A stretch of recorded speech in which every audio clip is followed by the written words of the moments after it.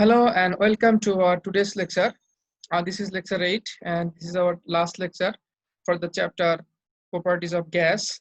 And today's lecture we are going to discuss about the liquefaction of gas. Let's move on. Probably you have heard the name liquid gas. Liquid gas means the gaseous substance which has been made into liquid form for our ease of use, for our convenience. And one of the most renowned example of liquid gas is the LPG, liquid petroleum gas. And currently in our country, liquid petroleum gas has gained its popularity. From this pictorial diagram, you can easily see that the gas has undergone a process, the process that cooled this gas so that the gaseous substance has been cooled and ultimately it became liquid substance.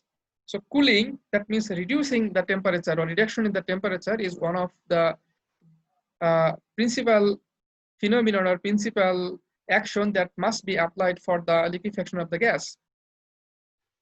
In addition to the cooling effect, there will be an application of pressure. That means you have to reduce the temperature and you have to increase the pressure. Basically, this type of two phenomenon was at first described by Andrews. And you know that a gas can be liquefied by lowering the temperature and increasing the pressure. At lower temperature, the gas molecules lose its kinetic energy. And the slow moving molecules can then aggregate due to the attractions between them and are converted into liquid. Some effect is produced by the increase of pressure on the gas. The gas molecules comes closer by compression and coalesce to form the liquid substance. Okay, and I have already mentioned the name Andrews. Andrews studied the pressure and temperature conditions for the liquefaction of several types of gases, and he established that for every gas there is a temperature below which the gas can be liquefied, but above that temperature the gas cannot be liquefied, that it defies or denies liquefaction. This temperature is called the critical temperature of the gas. So from this discussion, it is clear that the liquefaction of gas is directly associated with the lowering of temperature and increasing of pressure, and there is a definite value for lowering the temperature that must be attained, and there is a minimum value of increasing of the pressure that must be attained before the liquefaction process proceeds on. So this temperature which is required for the liquefaction of gas for a particular gas is known as the critical temperature, and this pressure which is required for the liquefaction of gas is known as critical pressure. Now let me describe what is critical pressure and critical. Why the temperature is required to be lowered for below certain point. Look at this graph. This is a phase diagram. This is also a phase diagram. This phase diagram depicts that it has three phases. This is the vapor phase, this is the liquid phase, and this is the solid phase. And this horizontal axis represents the temperature, and this vertical axis, this represents the pressure. This horizontal axis represents the temperature, and this vertical axis, it represents the pressure. Okay. Now, তাহলে সেটা হচ্ছে যে আমরা গ্যাসকে liquid অবস্থায় পাই। Liquid gas আমাদের প্রকৃতিতে বিদ্যমান নেই। সচরাচর প্রকৃতিতে কোনো গ্যাসকে লিকুইড অবস্থায় পাওয়া যায় না, এটাকে মেকানিক্যালি লিকুইড করতে হয়। তো লিকুইড করার জন্য যেটা প্রথম কাজ সেটা হচ্ছে যে গ্যাসের অণুগুলোর ছোটাছুটি বন্ধ করে দেওয়া। তো ছোটাছুটি বন্ধ করে দিলে তখন তারা কাছাকাছি আসবে। যেমন লিকুইড সাবস্টেন্সের গ্যাসের যেই লিকুইড সাবস্টেন্সের যে অণুগুলো থাকে তাদের ভিতরেও অনেক শক্তি বিদ্যমান, কিন্তু সেটা একদম গ্যাসীয় অবস্থায় তাদের ভিতরে যত বেশি শক্তি থাকে, অর্থাৎ তারা যেরকম এলোমেলো ভাবে একে অপর থেকে দূরে ছোটাছুটি করে সেরকম নয়। তার মানে তাদের ভিতরে কিছুটা বন্ধন কাজ করে।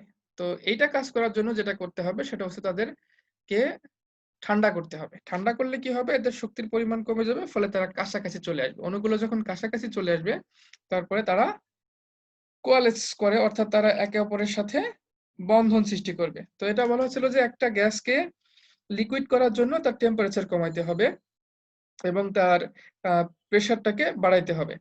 তো টেম্পারেচার যত কমানো হবে, তখন গ্যাস মলিকুলগুলার কাইনেটিক এনার্জিটা আস্তে আস্তে সে হারাতে থাকবে। কাইনেটিক এনার্জি কি, সেগুলো আমরা এই kinetic theory of molecule, kinetic theory of gas, সেখানে আমরা পড়েছিলাম যে প্রত্যেকটা গ্যাসের মলিকুলেরই নিজস্ব একটা গতিশক্তি আছে, যেটা হচ্ছে 1/2 mv² সমান। তো যত বেশি ঠান্ডা করা হবে, যত বেশি চাপ বৃদ্ধি করা হবে, তার এই গতিশক্তিটা কমতে থাকবে। তো এখন যদি গতিশক্তি কমে, তাহলে এর মুভমেন্টটা কমে যাবে। তো স্লো মুভ করলে গ্যাসের মলিকুলগুলা তখন তারা এগ্রিগেট করবে, মানে একে অপরের সাথে কাছাকাছি চলে আসবে। কেন আসবে? কারণ হচ্ছে যত স্লো চলবে, তত তাদের ভিতরে আন্তঃনবিক দূরত্ব কমবে এবং আন্তঃনবিক আকর্ষণ বল বা বৃদ্ধি পাবে। ইন্টারমলিকুলার অ্যাট্রাকটিভ ফোর্স এটা হচ্ছে ইনক্রিজ করবে, আর ইন্টারমলিকুলার ডিসটেন্সটা কমে যাবে। এবং তারপরে একটা সময় আসবে যখন তাদের ভিতরের বন্ধন শক্তি যথেষ্ট শক্তিশালী হবে, ঠিক যেরকম লিকুইড সাবস্টেন্সের ক্ষেত্রে থাকে, এরকম তাদের ভিতরে বন্ধন শক্তি বৃদ্ধি পাবে এবং তারা আলটিমেটলি লিকুইডে কনভার্ট হয়ে যাবে। তো এই যে ঘটনাটা, এই ঘটনাটা ঘটানোর জন্য আসলে প্রেসারটাকে বাড়ানো হয় এবং টেম্পারেচারটাকে কমানো হয়। তো গ্যাস মলিকুলগুলা যতই প্রেসার বাড়ানো হবে, টেম্পারেচার করা হবে, তখন তাদের ভিতরে সংকোচন করবে। কারণ আপনারা জানেন যে গ্যাসের যে 5টা জেনারেল ক্যারেক্টারিস্টিক ছিল, তার ভিতরে একটা ছিল হচ্ছে কম্প্রেসিবিলিটি। তো কম্প্রেস করলে তারা, মানে চাপ প্রয়োগ করলে তারা কাছাকাছি আসে, আর তাপমাত্রা কমায় দিলে তাদের কাইনেটিক এনার্জি কমতে থাকবে। ফলে কাছাকাছি আসবে, কাইনেটিক এনার্জি কমবে, আলটিমেটলি তারা কোয়ালেস করবে, অর্থাৎ তারা একসময় একে অপরের সাথে সংযুক্ত হয়ে যাবে, হয়ে তারা লিকুইডে কনভার্ট হয়ে যাবে। তো এই জিনিসটা 1869 সালে অ্যান্ড্রিউ, তিনি প্রেসার এবং টেম্পারেচারের যে গ্রাফ আছে, যে প্রেসার টেম্পারেচারের গ্রাফ, পিটি গ্রাফ, এটা হচ্ছে প্রেসার আর এটা হচ্ছে টেম্পারেচার টি, এটার গ্রাফটা তিনি স্টাডি করছেন, বিভিন্ন গ্যাসের জন্য স্টাডি করছেন, এটা আপনার ইন্টারমিডিয়েটে পড়েছেন। এবং দেখেছেন যে একটা নির্দিষ্ট তাপমাত্রা, একটা নির্দিষ্ট পরিমাণ না কমাইলে কোনো গ্যাস সে লিকুইড হয় না। আবার চাপের ক্ষেত্রে তিনি দেখেছেন যে চাপ বাড়াইতে হয়, একটা নির্দিষ্ট পরিমাণ চাপ না প্রয়োগ করলেও গ্যাস লিকুইডে কনভার্ট হয় না। তো যেই তাপমাত্রা, যে যতটুকু না কমাইলে গ্যাস লিকুইডে কনভার্ট হয় না, সেটাকে বলা হয় হচ্ছে ক্রিটিক্যাল টেম্পারেচার। এবং যে পরিমাণ চাপ বৃদ্ধি না করা পর্যন্ত গ্যাস লিকুইডে কনভার্ট হয় না, সেই চাপটাকে বলা হয় ক্রিটিক্যাল। আচ্ছা, তো এই জিনিসটা বোঝার জন্য আমরা গ্রাফটা একটু দেখি। তো আমরা গ্রাফে দেখতে পাচ্ছি এখানে খুব সরলভাবে দেখানো হয়েছে দুইটা ফেজকে। এটা হচ্ছে লিকুইড ফেজ, এটা হচ্ছে ভ্যাপার ফেজ। তো এখন এই যে গ্রাফের যেই দাগ, এই দাগ বরাবর ডান পাশে হচ্ছে ভ্যাপার ফেজ, বাম পাশে হচ্ছে লিকুইড ফেজ। তো যদি আমি টেম্পারেচার বেশি রাখে, এখান থেকে টেম্পারেচারকে কমাইতে কমাইতে কমাইতে কমাইতে এইখানে যখন নিয়ে আসলাম, দেখেন টেম্পারেচার এখানে নিয়ে আসলাম, আর চাপ যেটা ছিল, চাপ বাড়াইতে বাড়াইতে এই লাইন বরাবর যে চাপ ছিল, এখানে সবচেয়ে কম চাপ ছিল, এই লাইন বরাবর চাপটা বাদ দিলাম। এখন আমার টেম্পারেচারটা যেটা করছি, সেটা হচ্ছে বেশি থেকে আস্তে আস্তে কমাইতে কমাইতে এই পরিমাণে নিয়ে আসছি, আর চাপ কি করছি, বাড়াইতে বাড়াইতে আমরা এই পর্যায়ে নিয়ে চলে গেছি। এটা হচ্ছে আরো বাড়ানো যাবে, চাপ আরো বাড়ানো যাবে, কিন্তু এই পরিমাণ চাপ কমপক্ষে বাড়াইতে হবে। তো এই দুইটা পয়েন্ট, মানে এই এই এই বিন্দুটা আর হচ্ছে এই বিন্দুটা, এই দুইটা বিন্দু মিলিত হয়েছে আসলে এই জায়গায়। তো এই জায়গায় আসলে এখান থেকে গ্যাসটা লিকুইড হওয়া শুরু হয়, এখান থেকেই গ্যাসটা লিকুইড হওয়া শুরু হয়, অর্থাৎ তাপ কমাইতে কমাইতে এই তাপমাত্রায় নিয়ে আসার পরে এবং চাপ বাড়াইতে বাড়াইতে এই চাপে নিয়ে আসার পরে তখনই গ্যাসটা লিকুইড হওয়া শুরু হয়। এখন তাপ আরো কমানো যায়, এই লাইন বরাবর দেখেন, এই লাইন বরাবর যদি উপরের দিকে যেতে চাই, তখন এই লাইন বরাবর গেলে দেখেন এই যে যেই লাইনটা, এই লাইনটার এই বিন্দু ক্রস করার সাথে সাথে, এখানে যাওয়ার সাথে সাথে এটা কিসে কনভার্ট হয়ে যাবে, এটা হচ্ছে লিকুইডে কনভার্ট হয়ে যাবে, কারণ এই এলাকাটা হচ্ছে লিকুইডের এলাকা। এখানে চলে যাওয়া মাত্র সে লিকুইড হয়ে যাবে। মিনিমাম চাপ, এই পরিমাণ চাপ না দিলে পরে সে লিকুইড হবে না, এটা হচ্ছে এরকম চাপ তাকে দিতেই হবে, চাপ বাড়াইতে বাড়াইতে এ পর্যন্ত যেতেই হবে। যদি চাপ এবং যেই তাপমাত্রার যে সম্পর্ক, এই সম্পর্কটা আমরা একটু ভালোভাবে বুঝতে চাই, তাহলে আমাদেরকে একটু এদিক ওদিক করে দেখি। এখন টেম্পারেচারটা আমি টিসির পরিবর্তে এখানে নিয়ে আসলাম। এই লাইন বরাবর টেম্পারেচার যদি আমি নিয়ে আসি, তাহলে আমাকে এই ব্যাপার থেকে লিকুইড হতে হলে এই পরিমাণ চাপ দিলেই হবে আর কি। এই পরিমাণ চাপ দিলে তখন ব্যাপার থেকে এটা লিকুইডে হয়ে যাবে। মানে এই লাইনটা ঠিক ক্রস হবে হচ্ছে এখানে।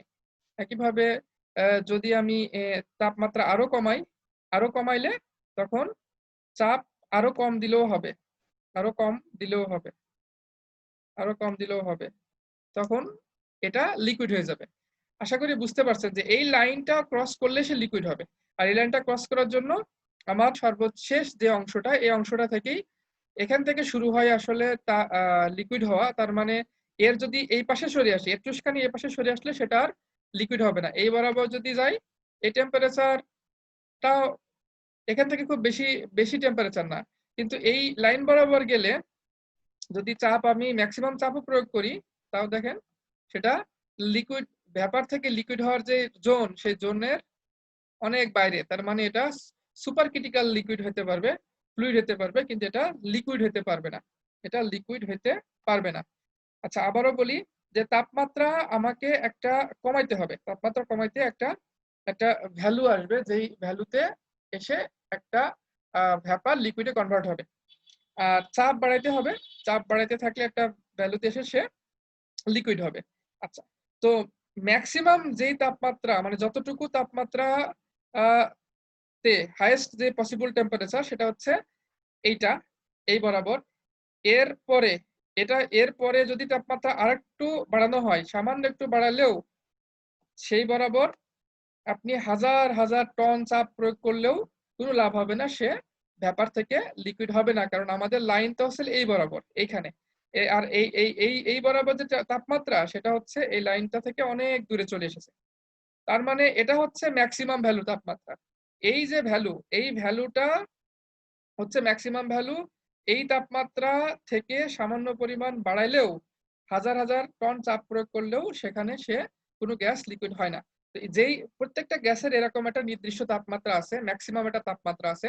যে তাপমাত্রাটা যদি সে তাপমাত্রাটা থেকে তাপমাত্রা বাড়ানো হয়, এই পয়েন্ট থেকে তাপমাত্রা বাড়ানো হয়, সামান্য পরিমাণ বাড়াইলেও যত বেশি চাপ প্রয়োগ করা হোক না কেন, কোনো লাভ নেই, সেই গ্যাসটা তখন লিকুইড হয় না। তো প্রত্যেকটা গ্যাসের এই ম্যাক্সিমাম তাপমাত্রাটাকে বলা হয় তার ক্রিটিক্যাল টেম্পারেচার।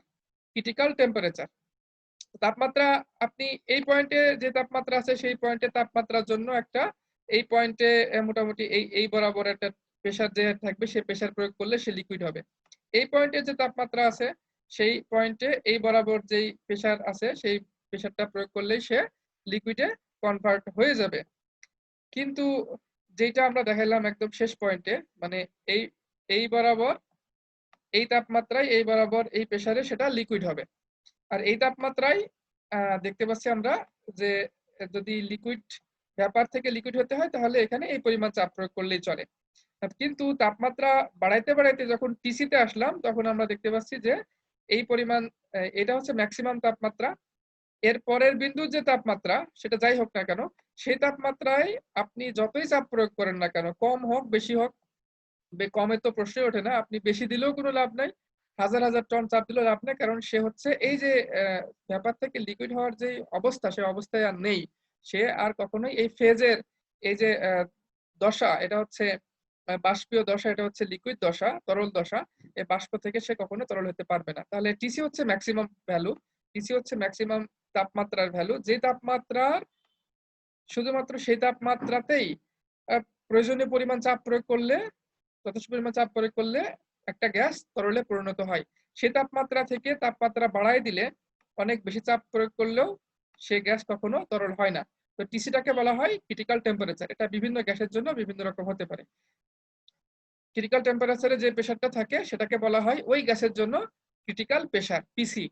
প্রত্যেকটা গ্যাসের নিজস্ব ক্রিটিক্যাল প্রেসার আছে। যেমন অ্যামোনিয়া, অ্যামোনিয়ার জন্য ক্রিটিক্যাল টেম্পারেচার হচ্ছে 132.4 ডিগ্রি সেলসিয়াস। 132.4 ডিগ্রি সেলসিয়াসে যদি মিনিমাম 111.5 অ্যাটমসফিয়ার চাপ প্রয়োগ করা হয়, তাহলে অ্যামোনিয়া গ্যাসটা কি হবে, সেটা তরলে পরিণত হবে। এখন অ্যামোনিয়া গ্যাসের জন্য 133 ডিগ্রি সেলসিয়াস তাপমাত্রায় যদি আপনি 111 না 115 অ্যাটমসফিয়ার চাপও প্রয়োগ করেন, অ্যামোনিয়া গ্যাস কখনো তরলে পরিণত হবে না, কারণ 132.4 থেকে বেড়ে গেলেই সে তার ক্রিটিক্যাল টেম্পারেচার বেড়ে যাবে, মানে এই পয়েন্টটা ক্রস করে এই পয়েন্টে চলে আসবে। তো পয়েন্ট যখন এটা ক্রস করে চলে আসবে নতুন একটা পয়েন্টে, ক্রিটিক্যাল টেম্পারেচারের পয়েন্ট যখন সে ক্রস করে ফেলবে, তখন আর এই যে দশাচিত্র ছিল, অর্থাৎ এখানে যে ভ্যাপার থেকে লিকুইড হতে পারতো সেটা তার পক্ষে সম্ভব না। এই যে এটা ভ্যাপার থেকে যে লিকুইড হবে এটা ক্রিটিক্যাল টেম্পারেচার ক্রস করে গেলে তার পক্ষে আর সম্ভব না। সুতরাং এটা হচ্ছে অ্যামোনিয়ার জন্য। একই কথা, এই দুটাকে মিলাই আমরা ক্রিটিক্যাল টেম্পারেচারের যে ডেফিনিশন দিই সেটা হচ্ছে কি, the critical temperature of A substance can be defined, critical temperature হচ্ছে সেই temperature as the highest possible temperature value at which the substance can exist a liquid, মানে সেই গ্যাসের এমন একটা সর্বোচ্চ সম্ভাব্য সর্বোচ্চ তাপমাত্রা যেই তাপমাত্রাতেও ক্রিটিক্যাল চাপ প্রয়োগ করলে সে গ্যাসটা লিকুইডে কনভার্ট হতে পারে। at critical temperature it can be converted into liquid, but at temperature above the critical temperature of a given gaseous substance it can no longer be liquefied regardless of the amount of pressure applied to it. Critical temperature থেকে সামান্য পরিমাণ temperature বাড়াইলেও সেই তাপমাত্রায় হাজার হাজার চাপ প্রয়োগ করে কোনো লাভ নেই, কারণ সেখানে সে লিকুইড হবে না। আচ্ছা, এবার ক্রিটিক্যাল প্রেসার কাকে বলে? What is critical pressure? Critical pressure of a substance is the pressure that must be applied in order to liquefy that substance in its critical temperature. Critical temperature একটা গ্যাসকে একটা সাবস্টেন্সকে liquid করতে যে পরিমাণ চাপ প্রয়োগ করতে হয় সেটাকে বলা হয় তার ক্রিটিক্যাল প্রেসার। যেমন সহজে কিভাবে আমরা এগুলোকে সংজ্ঞায়িত করতে পারি, ক্রিটিক্যাল টেম্পারেচার কাকে বলতেছি? The critical temperature TC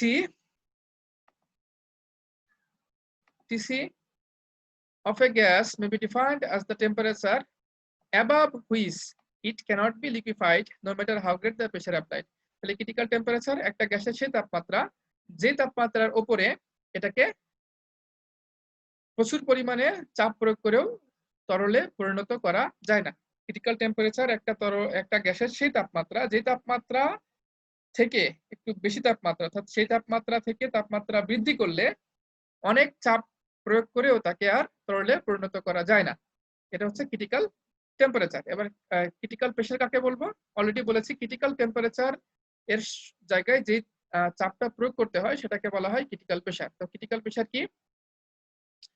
critical pressure is the minimum pressure required to liquefy the gas it is at its critical temperature. তো ক্রিটিক্যাল টেম্পারেচারে যেই কমপক্ষে যে পরিমাণ চাপ দিতে হয়, মিনিমাম যেটা আপনার দিতে হয় সেটা হচ্ছে তার ক্রিটিক্যাল প্রেসার। তাহলে ক্রিটিক্যাল টেম্পারেচার হচ্ছে একটা গ্যাসকে তরলে পরিণত করার জন্য ম্যাক্সিমাম টেম্পারেচারের রেঞ্জ হচ্ছে ক্রিটিক্যাল টেম্পারেচার, আর ক্রিটিক্যাল প্রেসারটা হচ্ছে তার মিনিমাম, যে প্রেসারটুকু না দিলে সে গ্যাসটা হচ্ছে তরলে পরিণত হবে না, সেটা হচ্ছে তার ক্রিটিক্যাল প্রেসার।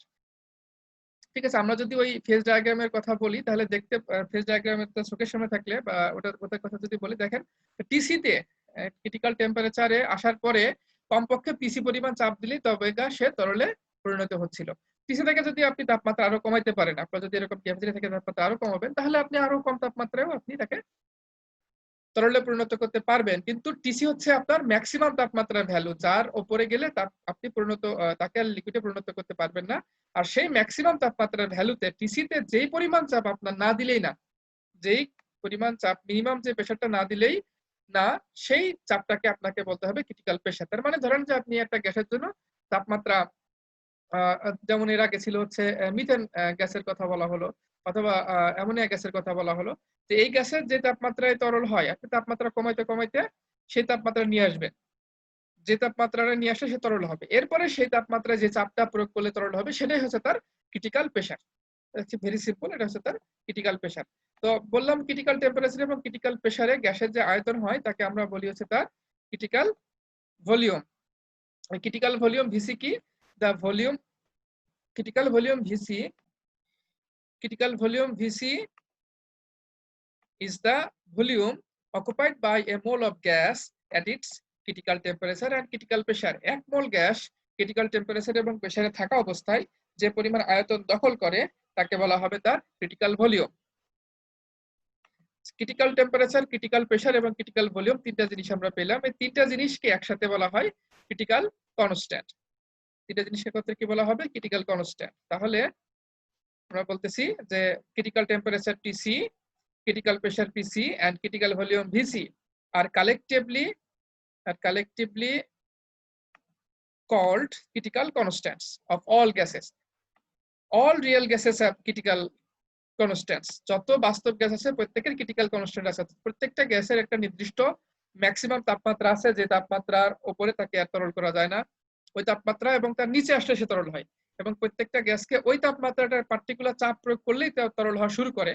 সেই মিনিমাম প্রেসারটা হচ্ছে তার ক্রিটিক্যাল প্রেসার, এবং ওই ক্রিটিক্যাল টেম্পারেচার এবং প্রেসারে ওই গ্যাসের একটা নির্দিষ্ট ভলিউম থাকে যাকে বলা হয় তার ক্রিটিক্যাল ভলিউম। এই তিনটাকে একত্রে বলা হয় critical constant. Critical temperature, critical pressure এবং ক্রিটিক্যাল ভলিউমকে একত্রে বলা হয় ক্রিটিক্যাল কনস্ট্যান্ট। আচ্ছা, এরপরে আসেন এই ক্রিটিক্যাল টেম্পারেচার, ক্রিটিক্যাল প্রেসার এবং ক্রিটিক্যাল ভলিউমে একটা গ্যাসের যে অবস্থা হয়, তাকে তার যে কন্ডিশন থাকে সেই কন্ডিশনটাকে বলা হয় তার ক্রিটিক্যাল স্টেট। আর সবগুলো ক্রিটিক্যাল যে ঘটনা, ক্রিটিক্যাল টেম্পারেচার, প্রেসার সবগুলোকে মিলে একত্রে বলা হয় ক্রিটিক্যাল ফিনোমিনন। তাকে সবগুলোকে একত্রে মিলে কি বলা হয়? Critical phenomenon. আচ্ছা, তো তাহলে আমরা কি দেখলাম? Critical temperature, critical pressure, critical volume দেখলাম, আর ক্রিটিক্যাল স্টেট দেখলাম। ক্রিটিক্যাল স্টেট কাকে বলছি অলরেডি বললাম, যে ক্রিটিক্যাল টেম্পারেচার, ক্রিটিক্যাল প্রেসারে the gas become ideal with its liquid and is said to be in critical state। অর্থাৎ যখন গ্যাসটি ক্রিটিক্যাল টেম্পারেচার এবং ক্রিটিক্যাল প্রেসারে থাকে তখন সে লিকুইড হয়ে যায় বা লিকুইডের মতো হয়ে যায়, লিকুইড হয় আর কি, লিকুইড হওয়া শুরু হয়, তখন তাকে বলা হয় ক্রিটিক্যাল স্টেট। আর the smooth merging of the gas with its liquid is referred to as critical phenomenon। মানে ওই যে ক্রিটিক্যাল যেই মার্জিংটা, অর্থাৎ যেই লাইন বরাবর সে আসলে এই মুহূর্তে সে লিকুইড থেকে গ্যাসে কনভার্ট, এই গ্যাস থেকে লিকুইডে কনভার্ট হচ্ছে, ওই ওই মার্জিনটা, ওইটাকে বলা আছে তার ক্রিটিক্যাল ফিনোমিনন। তো দেখেন নাইট্রোজেনের জন্য ক্রিটিক্যাল টেম্পারেচার আছে 126 ডিগ্রি কেলভিন, 126 কেলভিন। এই তাপমাত্রাটা হচ্ছে যে ম্যাক্সিমাম তাপমাত্রা। এর উপরে, এর থেকে নিচে আসতে হবে নাইট্রোজেনকে লিকুইড করতে হলে, হয় 126 ডিগ্রি অথবা এর থেকে নিচে আসতে হবে। তো 126 ডিগ্রি হচ্ছে কেলভিন, হচ্ছে 126 কেলভিন হচ্ছে নাইট্রোজেনের জন্য ম্যাক্সিমাম টেম্পারেচারের রেঞ্জ। এই টেম্পারেচারের নিচে বা এই টেম্পারেচারে থাকা অবস্থায় নাইট্রোজেনের উপরে, গ্যাসের উপরে যদি 33.5 অ্যাটমসফেরিক প্রেসার, এত পরিমাণ চাপ প্রয়োগ করা হয়, তখনই নাইট্রোজেন গ্যাস কেবল তরলে পরিণত হয়। তরলে পরিণত হইলে তার যে ভলিউম হয় সেটা হচ্ছে 1 মোল নাইট্রোজেন গ্যাসের তখন ভলিউম হয় হচ্ছে 90.1 ml। মানে 1 মোল নাইট্রোজেন গ্যাসের তখন ভলিউম হয় 90.1 ml। তো এটাকে বলা হচ্ছে এটা ক্রিটিক্যাল ভলিউম। তাহলে আমরা কি দেখলাম? আমরা দেখলাম হচ্ছে ক্রিটিক্যাল টেম্পারেচার হচ্ছে ম্যাক্সিমাম টেম্পারেচার, অর্থাৎ যে তাপমাত্রার কোনো গ্যাসকে তরল করতে হলে সেই তাপমাত্রা এবং তার নিচে আসতে হবে, কমপক্ষে সেই তাপমাত্রার নিচে আসতে হবে, কিংবা ম্যাক্সিমাম সেই তাপমাত্রা পর্যন্ত আমরা যেতে পারি। ওই তাপমাত্রা নিচে না আসলে সে তরলে হবে না, সেটা হলো তার ক্রিটিক্যাল টেম্পারেচার। আর ক্রিটিক্যাল টেম্পারেচারে থাকা অবস্থায় তার যেই চাপ, সে যে চাপটা প্রয়োগ করে সেটাকে বলা হয় তার ক্রিটিক্যাল, যে তাপটা প্রয়োগ করে তাকে তরলে পরিণত করা হয় তাকে বলা হয় ক্রিটিক্যাল প্রেসার। যেমন অক্সিজেনের জন্য হচ্ছে 154.3 কেলভিন। এই কেলভিন তাপমাত্রা কমপক্ষে কমাইতে কমাইতে এটা আনতে হবে। এটা হচ্ছে অক্সিজেনকে তরল করার জন্য ম্যাক্সিমাম তাপমাত্রার ভ্যালু। 154.3 থেকে বেশি হয়ে গেলে এ আর কখনো তরল হবে না। তাহলে 154.3 হচ্ছে অক্সিজেনের জন্য ম্যাক্সিমাম টেম্পারেচারের রেঞ্জ। যেই টেম্পারেচারে যদি আপনি 50.1 অ্যাটমসফিয়ার প্রেসার প্রয়োগ করেন তাহলে সে তরলে পরিণত হয়। সুতরাং এই 154.3 হচ্ছে অক্সিজেনের জন্য ক্রিটিক্যাল টেম্পারেচার, এবং 50.1 হচ্ছে এর জন্য ক্রিটিক্যাল প্রেসার। আর এই 154.3 অ্যাটমসফিয়ার, 154.3 কেলভিন টেম্পারেচার, অথবা এর থেকে নিচেও হতে পারে, এর থেকে এটা হচ্ছে ম্যাক্সিমাম। সুতরাং এর থেকে আরো নিচে যেতে পারে, যাইতে যেতে হয়তো বা 0 কেলভিন পর্যন্ত যেতে পারে, ডাজন্ট ম্যাটার। তো এর থেকে আরো নিচে বা এই তাপমাত্রা বা এর নিচে যখন 50.1 অ্যাটমসফিয়ার চাপ প্রয়োগ করা হয় তখন সেটা তরলে পরিণত হওয়া শুরু করে, এবং তরলে পরিণত হয়। তখন তরলে পরিণত হয়ে যায়, তখন তরল অক্সিজেনের 1 মোলের ভলিউম হয় হচ্ছে 70.4 ml। 1 মোল অক্সিজেনের, তরল অক্সিজেনের ভলিউম হয় হচ্ছে 70.4 ml। তো এই এই 70.4 ml টাকে বলা হচ্ছে অক্সিজেনের জন্য ক্রিটিক্যাল ভলিউম, আর 154.3 কে বলা হচ্ছে ক্রিটিক্যাল টেম্পারেচার। 50.1 এই পরিমাণ চাপ না দিলে সে তরলে পরিণত হবে না, সুতরাং এটাকে বলা হচ্ছে তার ক্রিটিক্যাল প্রেসার। আর 74.4 যেই ml সেটাকে বলা হচ্ছে তার ক্রিটিক্যাল ভলিউম, 1 মোলের যে ভলিউম সেটাকে বলা হচ্ছে ক্রিটিক্যাল ভলিউম। তো এখন আমরা দেখি যে কিভাবে গ্যাসকে তরলে পরিণত করা হয়। অনেকগুলো পদ্ধতি আছে, তার ভিতরে 3টা পদ্ধতি এখানে আমরা আলোচনা করব। একটা হচ্ছে ফ্যারাডেস মেথড, যেখানে ফ্রিজিং মিক্সারের মাধ্যমে কুলিং করা হয়। তারপর লিন্ডেস মেথড, যেখানে জুল থমসন ইফেক্ট ব্যবহার করে গ্যাসকে তরল করা হয়। এবং হচ্ছে ক্লডের মেথড, যেখানে জুল থমসন ইফেক্টের সাথে মেকানিক্যাল ওয়ার্ক সাথে যুক্ত হয়ে তাকে তরলে পরিণত করে। তো প্রথমে আসেন আমরা দেখি হচ্ছে ফ্যারাডেস মেথড। ফ্যারাডের মেথডে যেটা করা হয় সেটা হচ্ছে, আপনারা যেই এখানে যে স্ট্রাকচার দেখছেন সেখানে দেখেন যে এখানে একটা ভি শেপের একটা তরল আছে, ভি শেপের একটা টিউব আছে, সরি ভি শেপের একটা টিউব আছে, এটা হচ্ছে ভি শেপ টিউব। এই টিউবটার এক প্রান্তে থাকে রিঅ্যাক্টেন্ট। রিঅ্যাক্টেন্ট বলতে কি? রিঅ্যাক্টেন্ট বলতে হচ্ছে যেই দুইটা বিক্রিয়ক তারা বিক্রিয়া করে গ্যাস তৈরি করবে। গ্যাস তৈরি করার জন্য বিভিন্ন কেমিক্যাল সাবস্টেন্সের মাধ্যমে, রিঅ্যাকশনের মাধ্যমে গ্যাস তৈরি করা হয়। তো এখানে থাকবে সেই দুইটা উপাদান বা সেই সমস্ত বিক্রিয়ক যারা তারা কারা থাকবে, তারা থাকবে যারা বিক্রিয়া করলে গ্যাস তৈরি করে। যে গ্যাস আপনি তৈরি করতে চান সেই গ্যাসের জন্য যেই উপাদান লাগে সেই উপাদানগুলোকে এই পাশে দিয়ে দেওয়া হবে। তারা এখান থেকে পরস্পরের সাথে রিঅ্যাকশন করবে এবং তারা গ্যাস উৎপন্ন করবে। এবং এর সাথে একটু হিট দেওয়া হবে। হিট দিলে আপনারা জানেন যে প্রত্যেক 10 ডিগ্রি সেলসিয়াস টেম্পারেচার ইনক্রিজের জন্য কেমিক্যাল রিঅ্যাকশনের গতিবেগ ডাবল হয়ে যায়।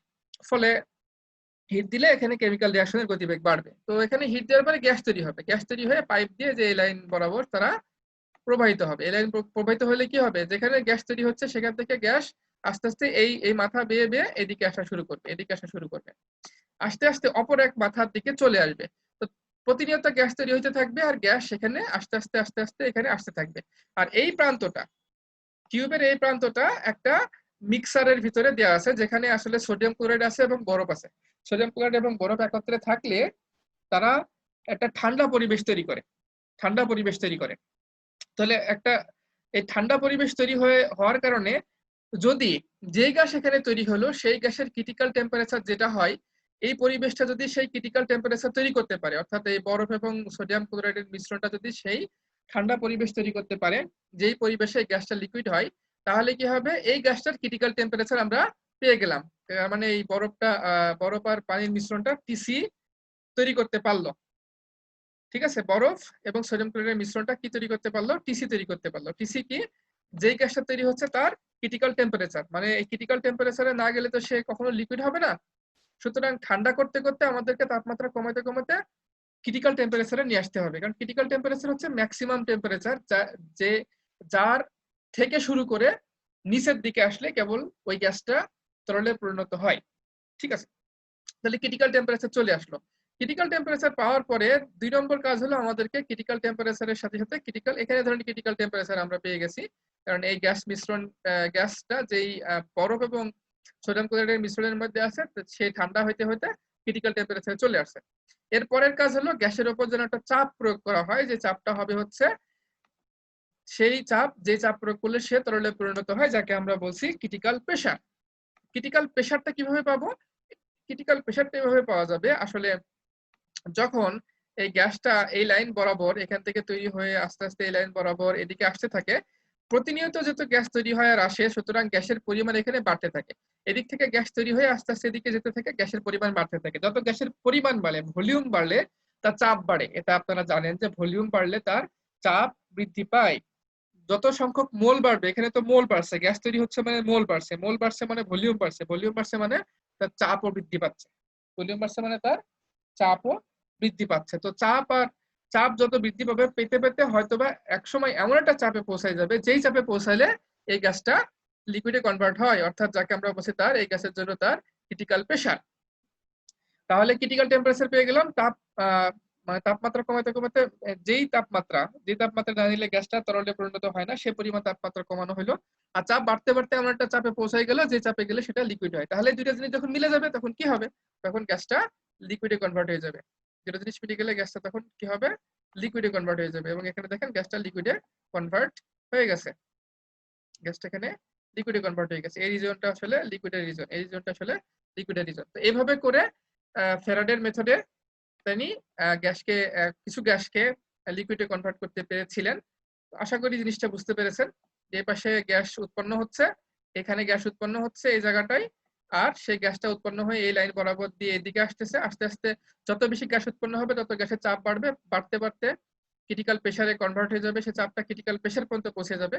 আর এই জায়গাটায় যেই বরফ এবং লবণের মিশ্রণ, সেটা তাপমাত্রা কমাইতে কমাইতে ক্রিটিক্যাল টেম্পারেচারে পৌঁছে যাবে, ফলে সেটা গ্যাসটাকে তরল বানিয়ে ফেলতে পারবে। তো এই পদ্ধতি ব্যবহার করে তিনি যে সমস্ত গ্যাসকে তরল করতে পেরেছিলেন সেগুলো হচ্ছে sulphur dioxide, carbon dioxide, nitric oxide, chlorine, এগুলোকে তিনি লিকুইড করতে পেরেছিলেন।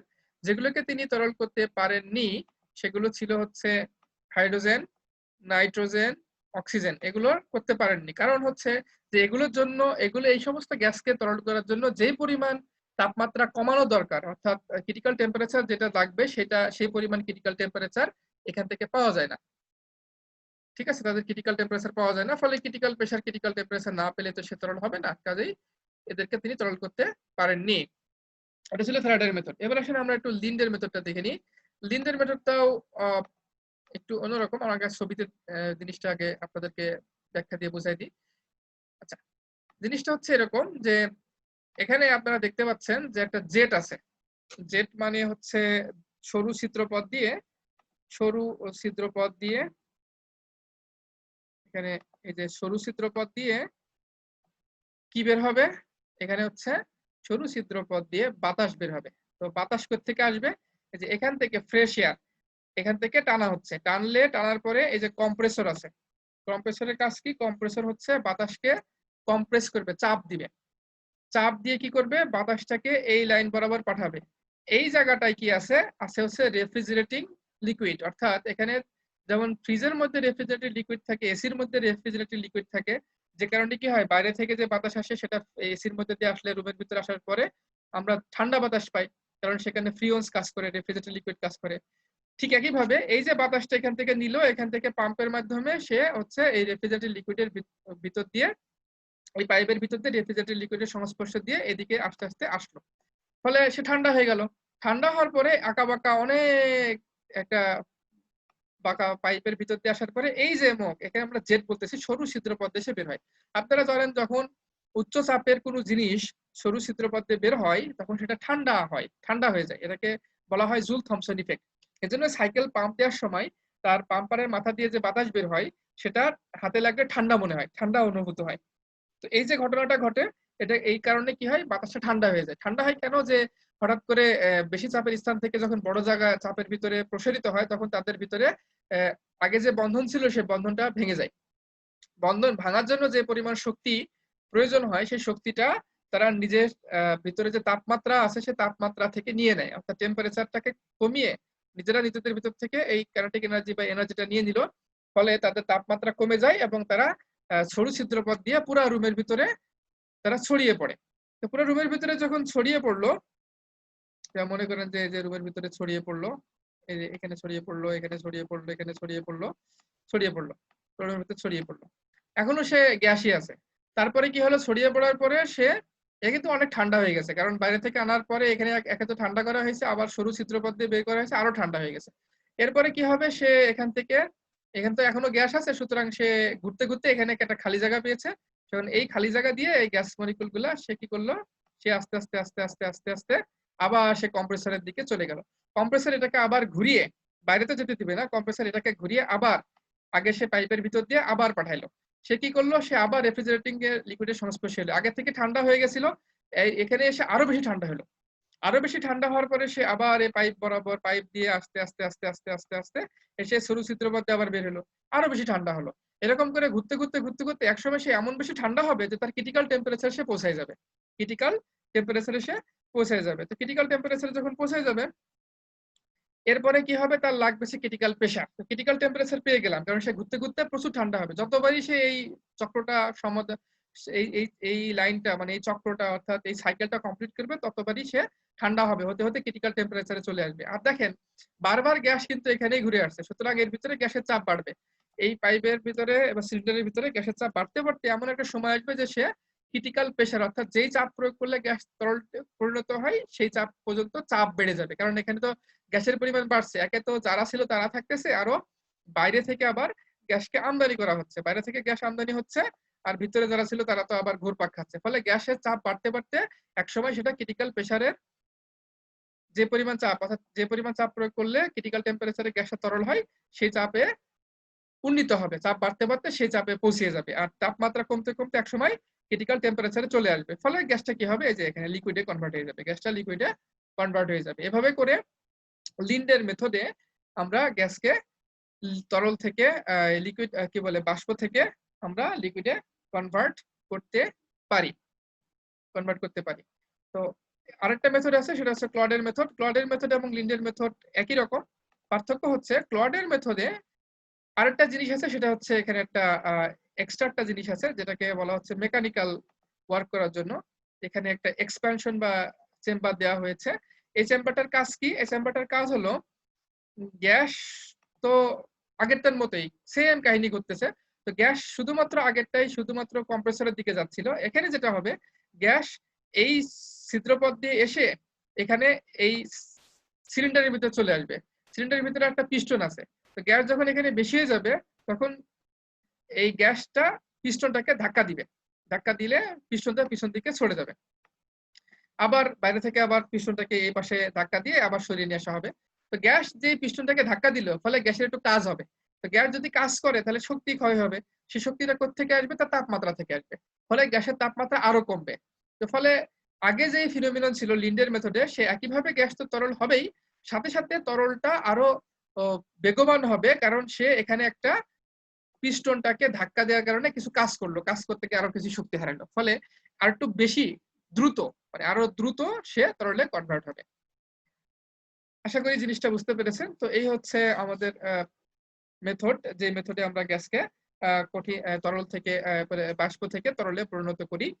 তো এটা হচ্ছে এগুলো বর্ণনামূলক জিনিস, এগুলো পরীক্ষায় লিখিত পরীক্ষার জন্য না, এগুলো জাস্ট আপনারা অবজেক্টিভের জন্য জেনে রাখবেন যে কিভাবে জিনিসটা হয়। আশা করি মূল প্রিন্সিপালটা আপনারা বুঝতে পেরেছেন কিভাবে গ্যাস লিকুইডে কনভার্ট হয়। লিকুইড গ্যাসের কিছু ব্যবহার আছে, লিকুইড গ্যাস বিভিন্ন জায়গায় ব্যবহৃত হয়। যেমন লিকুইড গ্যাস করা হয় যে হিলিয়ামকে ব্যবহার করা হয় হচ্ছে প্রচুর পরিমাণে ঠান্ডা উৎপন্ন করার জন্য। তারপরে হচ্ছে তাপমাত্রা কমানোর জন্য গ্যাসকে লিকুইড করা হয়, যেমন তরল নাইট্রোজেন দিয়ে তাপমাত্রা অনেক কমানো যায়। অক্সিজেন এবং নাইট্রোজেনকে বিভিন্ন কমার্শিয়াল কাজে ব্যবহার করার জন্য তাপমাত্রা এটাকে লিকুইড করা হয়, কারণ অক্সিজেন সিলিন্ডার সম্পর্কে আপনারা জানেন। তারপর ক্লোরিন গ্যাস ব্লিচিং পারপাসে ক্লোরিন গ্যাস ইউজ করা হয়, সেটাকে তরল হিসেবে ব্যবহার করা হয়। তারপর অক্সিজেন হচ্ছে ওয়েল্ডিং এর জন্য ব্যবহৃত হয়, অক্সিঅ্যাসিটিলিন শিখা ব্যবহৃত হয় ওয়েল্ডিং এর জন্য, এগুলো আপনারা জানেন। আরেকটা জিনিস হচ্ছে যে মলিকুলার ওয়েট বের করা যায় P=NRT এই সূত্র ব্যবহার করে। এই সূত্র ব্যবহার করে কিভাবে মলিকুলার ওয়েট বের করা যায়? এই সূত্র ব্যবহার করে যেভাবে মলিকুলার ওয়েট বের করা হয় সেটা হচ্ছে যে n সমান কি weight divided by molecular weight. n এর মান হচ্ছে weight divided by molecular weight. তাহলে এই m টাকে যদি আমরা বাম দিকে নিয়ে আসি, তাহলে পরে কি হবে? m টাকে বাম দিকে নিয়ে আসলে মলিকুলার ওয়েট বের করা যাবে। তখন যেটা হবে সেটা হচ্ছে m is equal to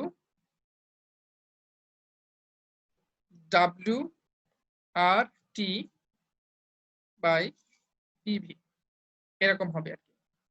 এভাবে করে আমরা মলিকুলার ওয়েট বের করতে পারি। আরেকটা জিনিস হলো যে আমরা জানি হচ্ছে একক যেটা জানি ঘনত্ব, একক আয়তনের ভরকে ঘনত্ব বলা হয়।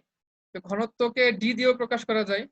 একক আয়তন বলতে কি বোঝায়? একক আয়তনের ভরকে, যেমন ডাব্লিউ হচ্ছে একটা ভর আর ভি হচ্ছে আয়তন, তো ডাব্লিউ বাই ভি এটাকে আমরা বলি ডেনসিটি। তো আমরা এই সূত্রটাকে একটু মডিফাই করে ডাব্লিউ বাই ভিও বের করতে পারি, মানে ডেনসিটিও বের করতে পারি। কিভাবে? যে এই যে আমরা যদি এই পি বাম দিকে রেখে ভিটাকে এই পাশে পাঠিয়ে দিই, ডাব্লিউর নিচে ভিটা যদি চলে আসে তাহলে W by V R T by M হয়, এই এমটাকে আর টির নিচে দেওয়া যায়, এম হয়। তারপরে সেখান থেকে আমরা লিখতে পারি হচ্ছে ডাব্লিউ বাই ভি সমান সমান ডি মানে ডেনসিটি। তো তাহলে পি ইজ ইকুয়াল টু আর D density R T by M. তো শুধু ডেনসিটি বের করতে হলে তখন এটাকে আবার এই পাশে বাম দিকে পাঠিয়ে দিই। এগুলো আপনারা ইন্টারমিডিয়েটে পড়েছেন, সুতরাং এগুলো নিয়ে আর বিশেষ কিছু বলার নেই। তো এই ছিল হচ্ছে determination of molecular weight, determination of density. মানে এটাকে ডেনসিটির জন্য যে সূত্রটা ফাইনালি আসবে সেটা আসবে আসলে এরকম, D is equal to P M by R T, এরকম হবে আর কি ডেনসিটি বের করতে গেলে। এভাবে করে ডেনসিটি বের করা যায়। তো এই হচ্ছে আমাদের চ্যাপ্টারের জিনিস। আর এছাড়া মলিকুলার ওয়েট নির্ণয় করার জন্য বিভিন্ন মেথড আছে, যে মেথডগুলোর নাম জানলে হবে। যেমন একটা মেথড হচ্ছে ভিক্টর মেয়ারের মেথড, তারপরে হচ্ছে হফম্যান মেথড, ডুমাস মেথড, তারপরে রিগনলস মেথড, বুয়ন্সি মেথড ইত্যাদি। ভিক্টোরিয়া মেয়ার মেথড যেই পদ্ধতি ব্যবহার করা হয় সেখানে যে এরকম একটা অ্যাপারেটাসের মাধ্যমে ভিক্টোরিয়া মেয়ার মেথডে তাদের মলিকুলার ওয়েট নির্ণয় করা হয়। তো ঠিক আছে, এই ছিল আমাদের পুরো চ্যাপ্টার। আমাদের পুরো চ্যাপ্টার আজকে শেষ হয়ে গেল। সবাইকে ধন্যবাদ এই পুরো চ্যাপ্টারে অংশগ্রহণ করার জন্য। কোনো সমস্যা হলে, কোনো প্রশ্ন থাকলে আপনারা মুক্ত মনে feel free to ask any kinds of question, whatever you feel difficult to understand. Thanks to all for joining. Thanks to all.